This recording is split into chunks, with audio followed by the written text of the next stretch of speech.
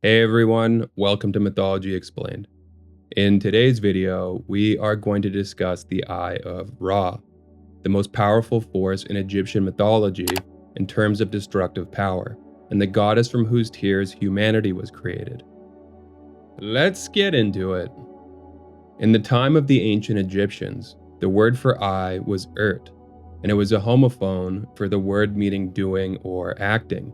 Quite appropriate as the eye served as the divine enforcer on many occasions, intervening in drastic fashion on behalf of the gods. As the word Urt was feminine, so too were the goddesses who personified the Eye of Ra, a complex entity. She was an aspect of Atum-Ra, the syncretic fusion of the creator god Atum and the sun god Ra. But she was also a goddess. As a goddess separate from Ra, she could operate independently, as was the case when Atum sent her to find his children in the waters of Noon before the world was created. More often, though, when removed from Ra, she would manifest herself through another goddess, becoming a compound deity, which is what happened when she merged with Sekhmet to unleash destruction upon humanity. In this way, she was almost like an awesome weapon who possessed and worked through other goddesses, including Tefnut, Bastet, Mut, Hathor, and Sekhmet.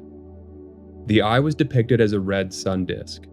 Portrayals of Ra usually have the sun disk positioned just above his head, and when goddesses fused with the Eye of Ra, they were often portrayed with a red sun disk just above their heads. Depending on the circumstances, the eye was associated with a number of celestial objects, such as the morning star, the full moon, and of course, the sun. The Eye of Ra, as well as the eyes of other deities, could be portrayed by the Wedjat eye, in appearance an amalgamation of a hawk eye and a human eye. The Eye of Ra was both an aspect of Ra and a goddess who was Ra's daughter and protector. Both fire and water were associated with the eye, fire representing divine wrath and water representing the power of creation, an example of the latter being when her tears created humanity. Sometimes the destructive and creative aspects of the eye were each thought of as a distinct eye, the Eye of Ra representing the destructive power of the sun, and the Eye of Atum representing creative power, the pupil symbolizing the womb from which gods and humans emerged. We are going to spend the rest of the video looking at three of the main myths in which the Eye of Ra features. In the first, Atum, the creator aspect of Ra, sends out his eye to find his lost children. In the second, the eye sheds tears, either of anger or sadness, humanity created from these tears. And in the third, the goddess Sekhmet is sent forth as the eye to destroy humanity. Atum is the demiurge, which is a being to whom the creation of the universe can be attributed to, and one of the main creation myths in ancient Egyptian mythology.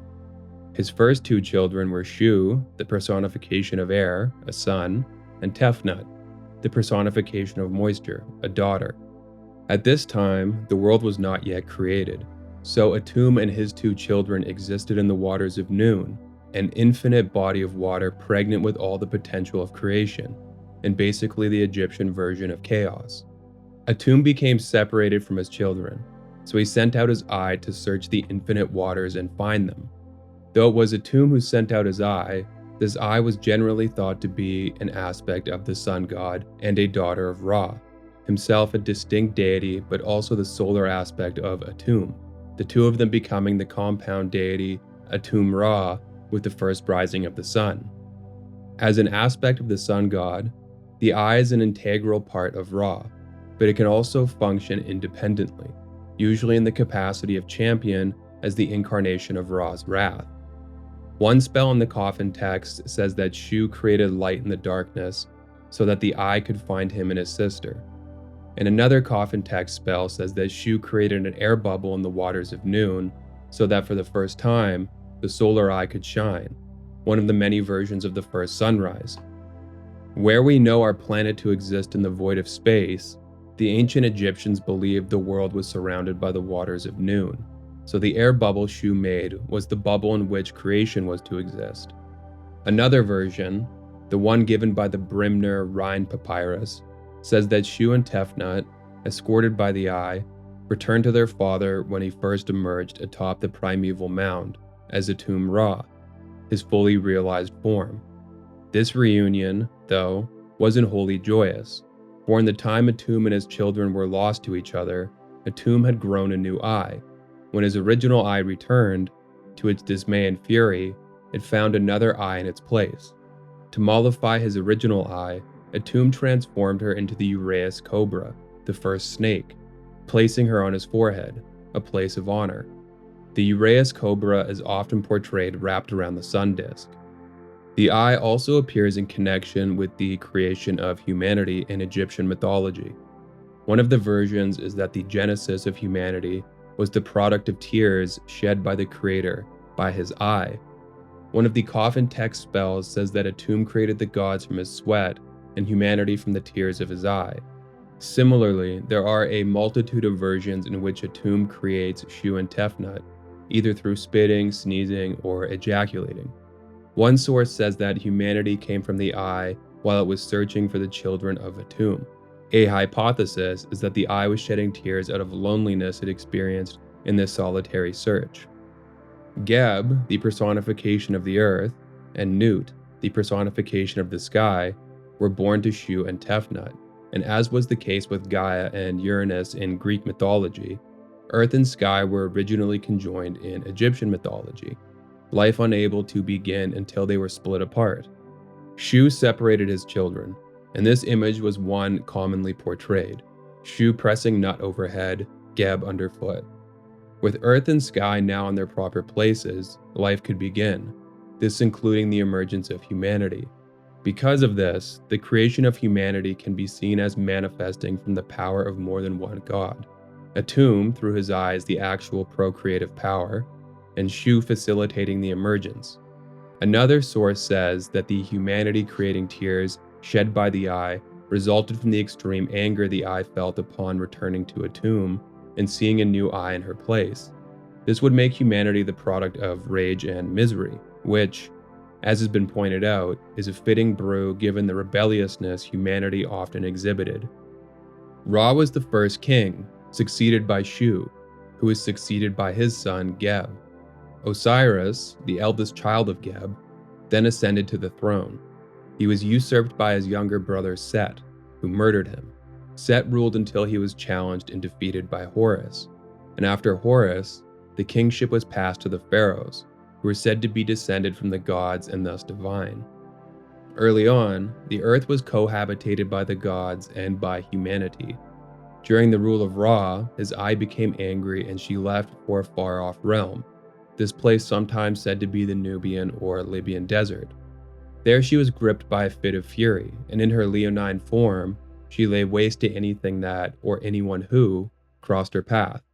Without his eye, the incarnation of his destructive power, Ra was left vulnerable, so he dispatched the gods to find and bring her back, a daunting task. For as measured by pure destructive power, no other god in Egyptian mythology was her equal. The burning might of the eye in this capacity described as being greater than that of any other deity. In one version, Honurus, a hunter god whose name means something like the one who brings back the distant one, was dispatched by Ra to find and bring back the eye, a task in which he succeeds by using his prowess and cunning as a hunter. In another, Thoth is sent, and he succeeds using his clever speech to pacify the eye. And in yet another, Shu is sent, for here it is Tefnut, his consort, who became the Eye of Ra. As said, Ra was the first king, and after years uncounted, old age was upon him. Humanity thought him vulnerable in his aged state, and so began to plot against him, and word of these machinations reached his ear. So he summoned his eye and the elder gods, Shu, Tefnut, Geb, and Nut, to hold council. He said that humanity, birthed from the very tears shed by his own eye, had grown rebellious and asked the gods he had gathered for advice. It was decided that the eye should be sent out, manifested as the goddess Sekhmet, to wreak destruction upon humanity and quell the rebelliousness. The eye slaughtered all those who were guilty and soaked the land in their blood. After the first day, for reasons not explained, Ra had a change of heart. no longer wishing for the devastation of his divine retribution to continue. But at this point, Sekhmet, filled with the unfettered wrath and unequaled power of the eye, had developed a taste for blood, the need to kill now a compulsion. Given the number of people killed after only the first day, it was clear that if the eye wasn't hindered in some way, then the extermination of humanity would not be long in coming. Unable to oppose her strength against strength, the gods contrived a clever ruse to deter and possibly incapacitate her. They gathered a vast quantity of a red mineral. Servants were ordered to grind the mineral to powder, while other servants mashed a vast quantity of barley to make beer. 7,000 jars of beer were brewed, and then the red mineral, now pulverized, was mixed into the beer to make it look like blood. All 7,000 jars were poured out where the eye intended to continue her killing. So when she arrived the next day, she came upon what looked to be a lake of blood. Her reflection caught her attention, and she began to drink. Later, now incredibly intoxicated, she returned to the gods, having forgotten all about humanity and about the desire that once burned inside her to see them all dead. And that's it for this video. If you enjoy the content, please like and subscribe. Thanks for watching.